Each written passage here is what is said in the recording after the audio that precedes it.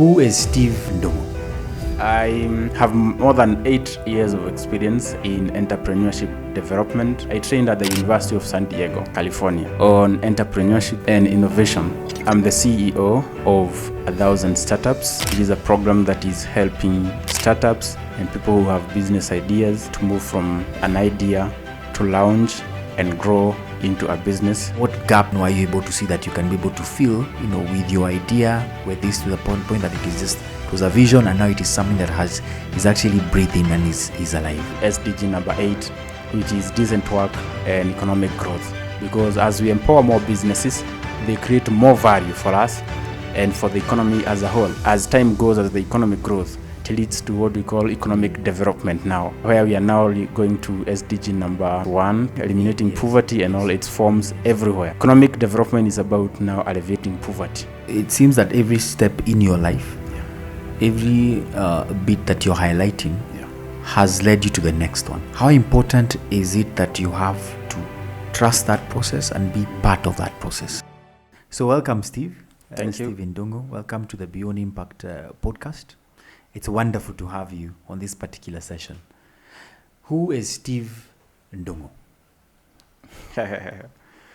It's a wonderful question, and thank you for hosting me. My name is Steve Ndungu, and I don't want to say that my life is an open book. I want to say who I am. My name is Steve Ndungu, as you call me, and I'm the CEO of 1,000 Startups, which is a program that is helping startups and people who have business ideas to move from an idea to launch and grow into a business that is creating income for them and jobs for other people and generally improving livelihoods of people. I have more than 8 years of experience in entrepreneurship development, mainly working in various acceleration and incubation programs hosted by other people, partly as a judge and in other cases as a mentor to entrepreneurs who are coming up with creative and innovative ideas on how they can make life of all of us in this world better. And mainly I have my background. And in my earlier stages of entrepreneurship development and the whole field, I was working at Enactors, which is a global network of students and business leaders who have come together deliberately to use affordable means to improve livelihoods of people in economically, socially, and environmentally responsible manner. And that's where I would say my foundation and my passion for entrepreneurship development was nurtured. And all along I have come to realize and come to a belief that there's a way we can use entrepreneurship as a key tool for economic development in our country and also in the whole world. And so that's my belief, and I believe we should all come together and think about how we can use entrepreneurship to create decent work for all of us and for people who are experiencing or maybe who are socially disadvantaged. Yes. Give them a decent way to earn their livelihood. All right, good. So Steve, even before we get to what you're really doing with 1,000 Startups and of course I do know you have also another initiative for a lot of these university students. Yeah. How did Steve get here? I mean, was it how you were raised? How basically that story of a young Steve and the ambition and the focus and the goal and the dreams that a young Steve had, where you grew up. Probably you can share with us that particular journey to what brought you here to this particular moment. Okay. I was born and brought up in Laikipia, and I know it. It's between the foothills of Mount Kenya, the escarpments of the Rift Valley, and also the foothills of Aberdare. And you know a lot about Laikipia and what happens there. It's categorized. I know Laikipia is a beautiful place. It's a beautiful place. Yes. But it has several faces. One of them is there are places where people grow tea and coffee sometimes. There's an area that people grow maize. and there's an area where where people only have livestock, and there's an extreme area where nothing grows there. So it ranges from one extreme end to the other. At one end, we have rich people who are able to grow crops and have money, and there's an extreme where bandits and all the other vices reign. And so I come from Laikipia with the hardships and with the life we were living at that time. I cultivated the aspect of creating solutions for myself at an early age by the fact that by standard 4, or what we would call today grade 4, there's nobody in my extended family who could assist me in simple mathematics, grade 4 mathematics. So at that point I realized now there's nobody who can help me with this maths, with the homework. So I have to get my own solutions at home. No school work goes home because they will get no help. So if I don't get the best from the teacher, there's nowhere I get help. And so that culture of independence came in, and that cultivated my education. And with time, other things, another solution, I started coming up with other solutions. I started, because of lack of money once in a while, that's how I came to develop the idea of poultry keeping. And I discovered that if I have 2 chicken around, I'm able to buy my clothes. And throughout the secondary school, I was able to buy my school uniform and other amenities that I would need through my poultry project. So, wow, so that's wonderful. So, I mean, so that happened when you were in primary school or in high school, where you became a very young, independent young man? At grade 4, that is primary school. Oh, grade standard 4. Yes. So standard 4. Yes, standard 4. And that particular time you're saying you started bringing in chicken, so that entrepreneurial spirit was... Yes, it came in miraculously. It's a long story. But at that point, at grade 4, that's when I got my first chicken. It was a gift after performing well in school. So all along, I discovered that with the simple poultry maintenance practices, I'm able to multiply the chicken, and I'm able to sell once in a while, and get some money. So I was a rich person internally, because I'm able to afford a few things that my peers can't afford, or they must have to wait for their parents to go get some wages, daily wages, to buy for them. But I'm able to afford this. And even compared to my other siblings, I found myself, I think I'm better. If I think a little bit more, I can become better. So that's why I even found myself convincing myself that I think I'll never be poor. Because with the little effort I'm putting in chicken, I can be able to afford my living and do a few things with the money and get money. Then I think I can never be poor. And all along all that thing has been cultivated and now translated to other people. I think if people can put a little effort and supported, like I was supported with 1 chicken, supported a little bit, then people can be able to afford a decent living for themselves instead of waiting to be given. Give them somewhere to start, and they can be able to do things for themselves and earn a decent livelihood for themselves. Yeah, that's my background. There's a long story, but I don't want us to say it today. We can have a conversation some other time. That's okay. I mean, at the end of the day, it is a story that shows, because it is just good for audience to also understand where you come from and what is the motivation, what is the inspiration behind what then you're doing. Yes. So fast forward, you want to pick it up. You're in university. Yes. Because I believe you started something when you were around, that particular time. Yeah. Yes. So when I went to university, someone advised me that you need to do something meaningful with your life apart from studying. Where was this? Which university was it, if you don't mind me asking? Okay. I went to Moi University and I studied Bachelor of Arts in Economics and a bit of CPA. I'm in the process of finishing. Maybe I'll finish some other time. Okay. Yeah. So someone advised me that you need to do something meaningful with your life out of your classwork, and introduced me to a few clubs, and I settled on Enactors.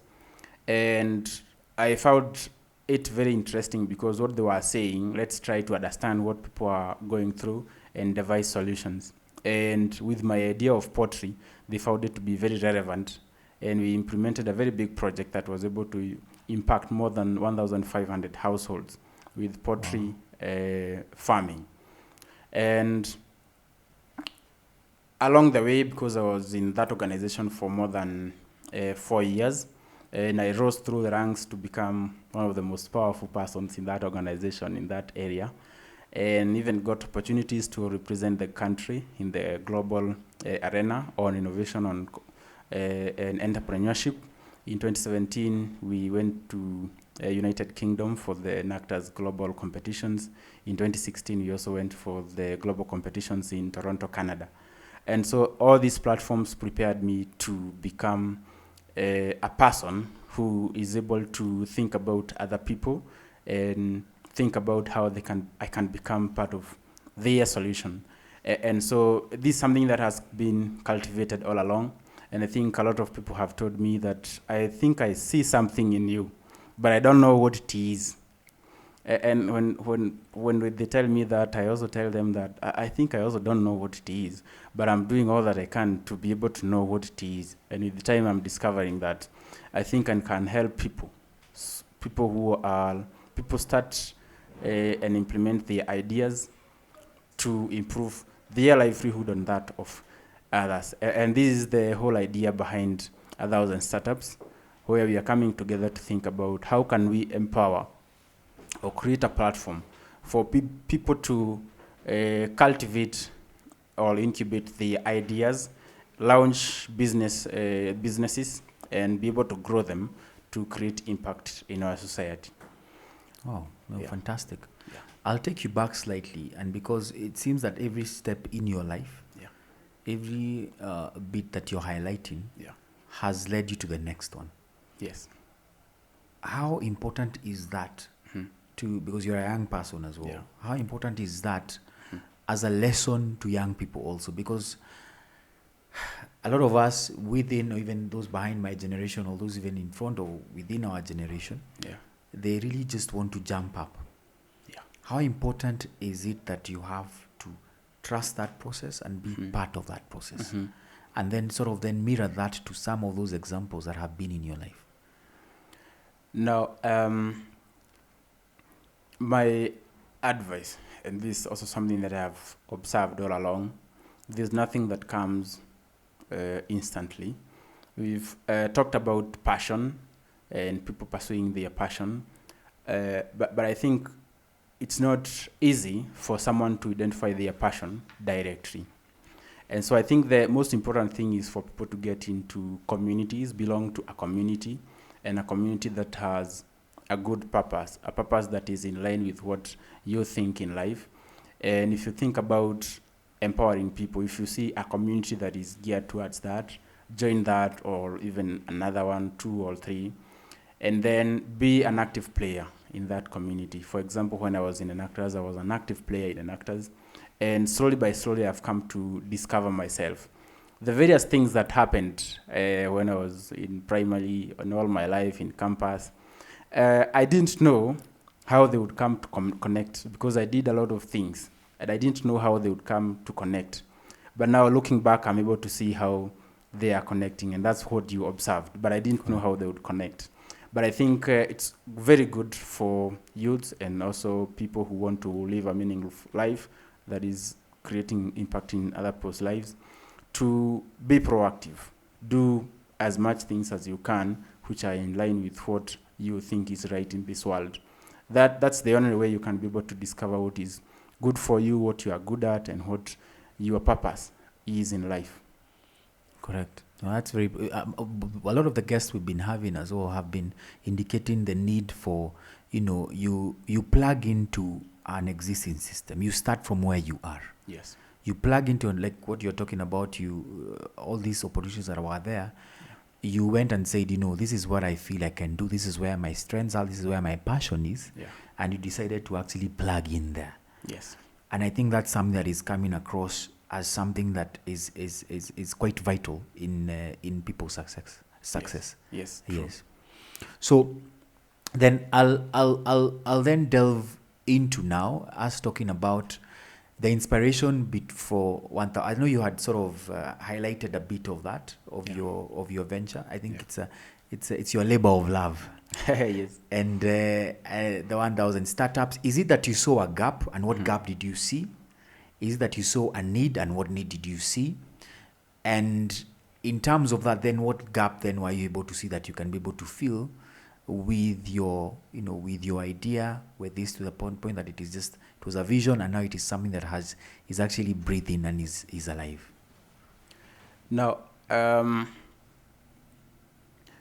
my inspiration has come from experience. I have, as I told you, I have been involved with a lot of entrepreneurship development programs as a mentor, sometimes as a judge. And it has been a pain point for me to see people I listened to their ideas 4 years ago. They are coming to me as a judge in front of a panel of judges in which I'm part of, presenting the same idea, and they are saying they are at the prototyping stage. They started prototyping 4 years ago, and they are again here prototyping the same thing. I've seen people move from one accelerator program to the other, one incubation program to the other, and I didn't really understand what's happening. I've also seen people who start businesses within a few months, they are dead. I've seen people who have run business for 2 years, they are dead. And I have even some friends who are running some businesses, not big businesses, but I have seen them get into problems. One of them closed down completely. And when we went to do the post-mortem, the reason why they've reached at the point of I'm closing down now is because they entrusted their business with an employee, another one trusted it with their wives. And it's not that the wives did nothing extraordinary, but they were not able to do things in the right way. For example, bookkeeping. By the time they were realizing that the shop is empty, there's no stock, they have no money in the pocket, and they owe some suppliers some money.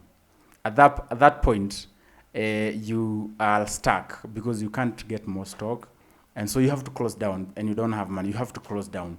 So many people close businesses, like that friend of mine, because they didn't do bookkeeping, and they didn't check the maths, regular checking of their maths and their books to see how they are progressing. Because if they would have noticed that the wife has been withdrawing more than the business can supply, then at an early stage they would have been able to stop that.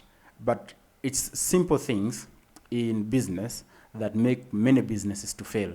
And financial management, whether it's a very small business or a big business like Nakumat, we all know, and Tuskies, there are a lot of issues about management and financial management. They fall down because of simple things, financial management and other things, and which well trained. I trained at the University of San Diego, California, on entrepreneurship and innovation.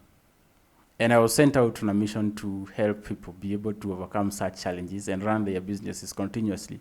And I asked myself, why is it that I'm watching these things happening under my watch? Isn't there something that we can all do to help these startups? Because when you close a business that was feeding the whole household, what happens to that household? The man has no money, the family has no money, and the man is depressed. You can tell that for a fact. And that household is, if it's a family, the family is at a dawn of maybe collapsing, because when there's no money, then it's a big problem. So if we can be able to help these businesses stand, then we can be able to help a lot of things, and the economy can become even better because of the small things we can do. That's why we sat together with my co-founder, who is also experienced in marketing, and thought about how can we create a solution for these businesses, a solution that is different from other solutions that are around. We know a lot of incubators and accelerators around. We know some of them, we might not tell exactly how they operate, but most businesses, when you're incubated for 6 months and you are told to go, or maybe you are taught for 6 weeks and you're told go and do these things, then you are left. That's not the right way to help businesses. You need to work with them until the business is sustainable. And that's why we are saying, and we have a commitment to stand by our businesses and ensure that these entrepreneurs run their businesses to sustainability levels, and even at sustainability levels, because we have an arm that makes money, a consultancy, business consultancy, that is able to support any kind of business at any level so that it can grow and continue making profits in the future. Yeah. So Steve, so what I'm getting is that in terms of your need, you're able to look at the gaps that were, I call it like the life cycle of any business. Yeah. You're sort of able to look at those particular gaps. You're sort of then able to look at those particular needs, and then you fill those particular needs. Yes. Because as you're saying, you are tired of going to every other incubation, call or pitch call. Yeah.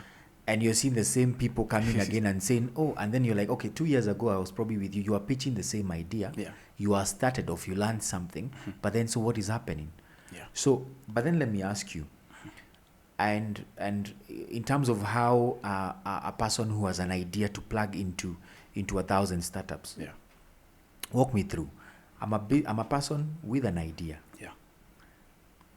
Take us through that particular process to where then they become a member of CEO startups. Do they pay a certain fee? What is required of them? And then now we can go to the aspect where we're talking then about sustainability of 1,000 startups. Just walk me through that particular process. Okay. Yes. So I'm seeing two processes. Yes, that's okay. But I think I'll match them. Okay. So the step of when a business comes to our center, first of all is to do what we call idea validation. Because sometimes you can implement the wrong idea. So anyone can just walk in to your center and say, this is what I have, or do you have merits that you have to go through? No, you cannot just come like that. We have to do idea validation, so just to ensure that you are doing, you are doing the right thing. For example, you might come up with presumed problems and say that people in the matatu sector have a problem with payment, and now you want to bring a payment platform where they are comfortable using the means they are using. So we have to validate and ensure that what you're talking about is what is on the ground. There's a need, there's a problem, or there's a gap that needs to be filled. And so that we can now move on from there. If we validate, and validation is through the research and getting to know about what people think about what you're talking about. Do people really experience the problem you're talking about? And that is done by the entrepreneur. And as we progress, there are a lot of things, including formation of a board, because there's no way an entrepreneur can call themselves a CEO, Chief Executive Officer, without a board. You need some people to support you and people you will be accountable for. You did this, and they can ask you questions, even if it's not the common board that we know, but it's a board to ensure that what you're doing is the right thing. And then we go on and see how we will support you according to your needs. And that's why we are putting in measures to ensure that most of the things that entrepreneurs need, the common things that they need, you're able to provide. For example, if they need a space for them to do their things, we have a fast, high-speed internet, we have a printing area, we have a workstation, we have a boardroom. If they need to meet some partners or some people, stakeholders, they can hold their board meeting there. And so all these come at a small fee, an attached fee. Now that it's a common area, then there's a small fee attached. And then as we progress, when you launch your business, we know there's the legal part of the business. You need to pay your taxes. You need to put your house in order, the NSSF, NHIF, pay as you earn, NITA, all those. Now, those ones also come at a fee, because we have an accountant in 1,000 startups who will be able to attend to several businesses. That way you don't have to employ an accountant. So such things come at a fee. So we are able to get some little money to sustain us. But all the same, we have other things that come we will have a lot of things that come for free. and maybe through partnerships, we can be able to do a lot of trainings, a lot of design thinking sessions. I have held more than 5 design thinking sessions in Nairobi. Yeah. So we'll talk about design thinking next in terms of Yes. our audience is just understanding what is design thinking. Yeah. And how does design thinking work and why is it very, very important? So we'll discuss that. Yeah. So design thinking and everything that is involved is part of the value that you give the young entrepreneurs or the young entrepreneur businesses that are coming in. Yeah. Quick question. Do you mind telling us maybe is there a breakdown of like the different costs that are that? Because we are probably speaking to an audience maybe that would want to understand where they can be able to plug in with whatever resources that they have. What are the fees that maybe you charge in that? Is that something that you'd want to talk about on this particular platform? The different fees coming in. I would request maybe because every business is unique. For sure. And for example, if we say what we do for income tax filing, that might be different for businesses in different levels. And as I agree. had mentioned to you, we have the business part of it, purely business and business consultancy, and where we would give you a quotation for our services. For example, the established businesses, there's the monthly filings and all those, the annual filing. We'll give you an invoice for that, for auditing services and all that. So for the small business and specifically for this program, this will depend with size of business and the needs that will be charged according to that. But we can be very sure that ours is to support these businesses. We will make it as affordable as possible. So far, we have offered a lot of things for free. We have done a lot of trainings for free from our pockets. So our intention is not to charge most of these things. Is if you are able to partner with some people, because most people who are starting don't have the money, don't have almost anything. What they have is that idea, and if you are not able to have some resources to facilitate some of these things, for example, design thinking session, if you don't have money to support that, then it would be very hard. That's why we call in partners and sponsors and people who would be interested in this. We come together. If there's a design thinking session and we want to invite 20 people to participate, young people to participate in the workshop, if we can get partnership to facilitate for the venue and other thing, then that would come in very handy. But at this point, we might not be able to talk about the charges specifically. But I mean, they can approach you and you can be able to tailor something for them and their needs. Yeah. So just a quick one. In terms of the businesses that come in and they come under the roof of 1,000 startups. Yeah. Do these businesses retain their independence as their own businesses who are registered, or they come in and are now? Because of course you're talking about the other things that you have. You have the accounting, you have all those things. So do they retain their independence as independent businesses?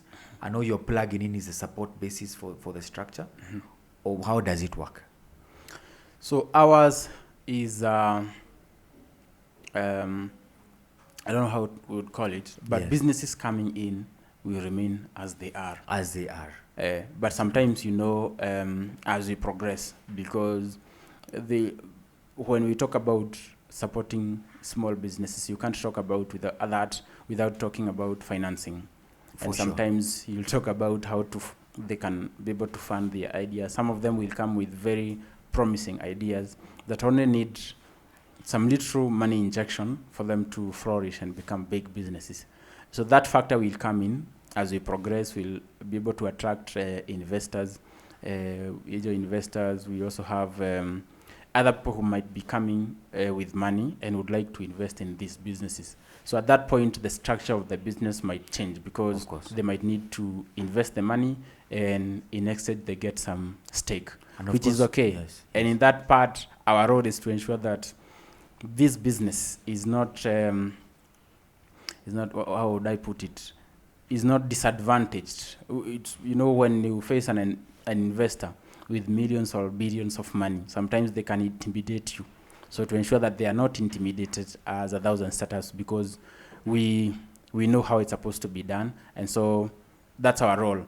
I would say businesses remain as they are unless we are injecting some capital into the business. Yeah, either are you as 1,000 startups, or either someone who's a VC, venture capitalist comes in, angel investors are coming in to try and plug into it. Yes. So that's very, very clear. Yeah. All right. So so how many businesses do you have actively right now under 1,000 startups? So right now we have more than 50 businesses that are registered and are waiting to be plugged in.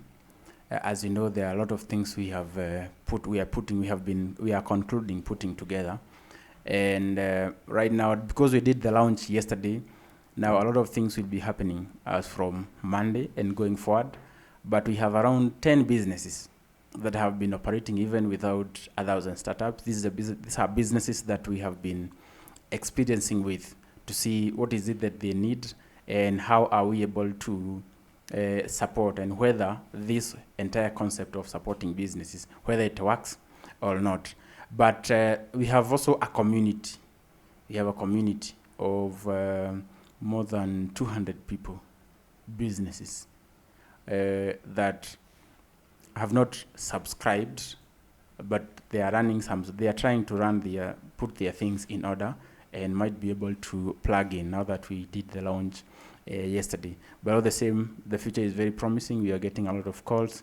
I want to see how I can plug in. I have my small business. Someone else is also a startup enabler. We have a lot of startup enablers who are also trying to talk to us and seeing how can we plug in to make this thing big, because we sold the dream and people actually bought the dream, and they are very eager to see how we can be able to impact 1,000 people, 1,000 businesses.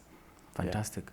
One of the values that you're giving your businesses, what you have and the ones that who come on board, is something that you seem to be very, very passionate about, which is design thinking. Yeah. Steve, what is design thinking, and how important is design thinking to businesses? Now you've gotten into a very interesting topic. Yes. And something, it's a tool that I've come to discover is very useful. It's not a very new tool, but it has been used by the elites to develop the cutting edge businesses like Google, Facebook, Amazon, and the rest. But design thinking is a tool we would say human-centered tool for designing solutions for people. Solutions for people. So when you say solutions, there must be a problem. So people have a problem, or there's a gap, and you are trying to discover what this gap is, because you can't solve a problem when you don't know what the problem is. And so you must be able to describe what the problem is, and then go ahead to think about what other people have done that are the same, and then you can be able to now try to come up with solutions, a list of solutions. In this case, when we have a design thinking workshop, we are allowed to think sometimes even wild, think as much as you can, have a list of solutions for the problem, and then you shortlist a few which you think could be the best or could offer the most impact. And then those ones you go and prototyping from the top, the best you see, this is the best. You prototype that one and then test it with the market. Take it to real people, tell them to use it, and then you can be able to know whether it's serving the purpose or not. So design thinking is that process of solving a problem, from discovering the problem up to the point of you test the solution, and then when it's what you think is the best fit for that problem, then you launch it as sometimes as a product for the people. Tell them, you people, you told me you have been having this problem, this is solution I'm offering. And at that point, you don't expect them to ask you many questions. Okay. And maybe if there is any question, is about how you are going to use it, because you have already discovered they have a problem, and what you're offering is something to fill in the gap. So it comes in very well. Now, in terms of businesses, there are two sets of businesses. There are people who solve real problems. Yeah. And these are the problems that, these are the businesses that don't have difficulty even running, because you are giving people what they want. And so there's no conversation there. The next conversation would be how much. And you tell them it is a match. And the business is very fast. And people are happy because you have offered a solution to them. So the entire process of discovering the problem is what we call the design thinking, and it's a tool that has been used globally, and it's very good, and I think people should adopt it, those who haven't. Okay. Yeah. So it is very, very key for you to, even as you start your business, to keep on testing, to keep on prototyping, as you've called it, to try and test with the market. At the end of the day, nothing is perfect. You're always improving your idea to the best it can be. And I think that's, as you said, that's what design thinking then is about. And in addition to that is, as you, I think as you said, it's a continuous process. At some point when, and I think this should be, design thinking should be regular. You should be able to sit in regular times, maybe quarterly, and think about how far are we? Is the solution still serving the purpose? And then when you're faced with any problem, regardless of how big or small it is, have a session with yourself and your team, because design thinking is about people, a lot of people, not you yourself. You can't have design thinking alone. So it's about people sit down and then be able to get solutions. If you employ that, even for management, people in management positions, if you employ design thinking in your process of problem solving with your members of staff and maybe even board of management, you're able to come up with real solutions that are not hard to implement. Solutions that are gotten from design thinking are not hard to implement most of the time, because it's what people need, and if they accept it, then you're good. Not what other people are doing in the government, forcing solutions on people, which becomes very expensive in the long run. Fantastic, thank you. I mean, Steve, the United Nations Sustainable Development Goals. Yes. They are a promise to a sustainable future. Yes. And so maybe, and I know you're very, very passionate about this as well. Yeah. Which goals are you plugging into 1,000 startups? And how are you, in terms of that particular realization, in terms of sustainability? Because this particular show really is about highlighting individuals who are really advocating for sustainability in whatever capacity that they are in. Yes. How are you plugging into the SDGs? Okay. Yeah, thank you for the question. Yeah. At this point, we would focus more on Sustainable Development goal number 9, which is industry innovation. And because we want to venture so much on innovation, because as someone said, I can't remember who said it, that you can't do things the way that you can't solve the old problems with old solutions. You have to come up with new solutions to be able to solve the problem. So this is where innovation comes in. You come up with new ways of doing things that solve the problem in a better way than the existing solutions. So this is very key. But now, as we progress, now that leads us to SDG number 8, which is decent work and economic growth. Because as we empower more businesses, they create more value for us and for the economy as a whole. For example, if you support people who are doing manufacturing, they manufacture and export. We get foreign exchange, we get balance of payment. The economy is growing. And as we progress, as the economy grows, as we know, it's not usually not instantly, but as time goes, as the economy grows, it leads to what we call economic development now, where we are now going to SDG number, I think it's 1, poverty, eliminating poverty and all its forms everywhere. Yes. Economic development is about now alleviating poverty. And so we have these goals, and now finally we have all to come together and partner to achieve all these goals, which is SDG number 17. 17. Oh wow, fantastic! The way you brought them together, in terms of, I think you will do a wonderful job with what you're doing. Yes. As we wind up, is there anything that you'd want to add? As something that maybe a quote that left you with a significant impression in your life that has worked with you? Okay. Is it something that you can, sort of like a clarion call? Is it something that you'd want to just maybe that has been in your mind? Okay, I'll do 2. One is, you at some point in time you have helped someone to do something. Told them that now, as I was given a chicken to start my poultry business, at some point in time, the community is becoming more compassionate, and you give someone something to help with themselves with their lives. Somebody, you might also have offered someone something and told them, no, support your business with this, no matter how big or small.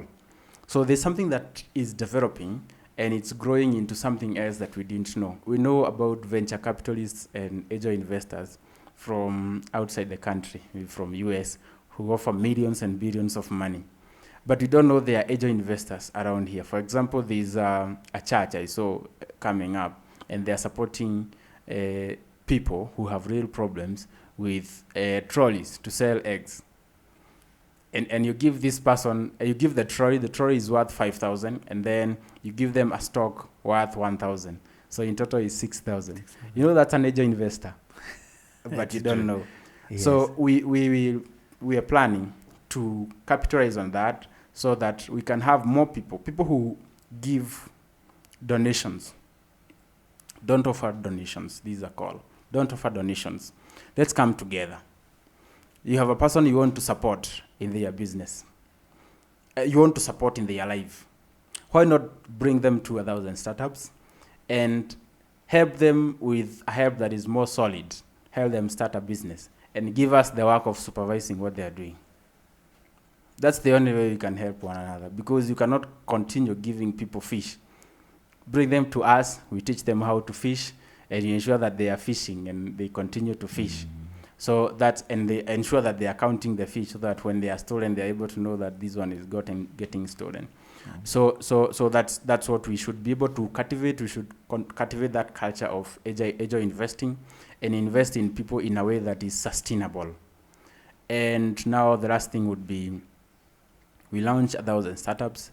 It's a platform for all of us to come together to support people move from ideation. People who've been having a lot of ideas, and as you know, the best ideas are in 6 feet below the ground surface. People are having ideas and they died with them. So it's our work to ensure that people don't die poor with their ideas. So let's come together. If you have ideas, let's come together. If you have money, let's come together.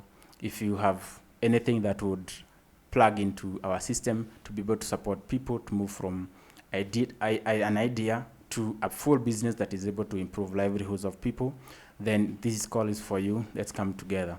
Contact us anytime. Visit our website at 1000startups.co.ke, or visit us, our platform, social media platforms, 1000startups.ke. And my name is Stephen Ndungu. If you want to follow me, it's Stephen Ndungu. It's just like that. Yeah. And I'm in a suit and a red tie. Red tie is our killer. Yeah. So that's good. That's a nice one. So, all right, thank you, Steve, and all the best. Thank you for being with us here today. Welcome. It's a pleasure being with you and having this conversation. I hope we'll have some other time to discuss more. I feel I have more to talk, but now we don't have time. Yeah, no, for sure. But thank you so much for showing up. Welcome. And keep doing the good thing that you're doing. Asante. Asante sana. Good. Thank you.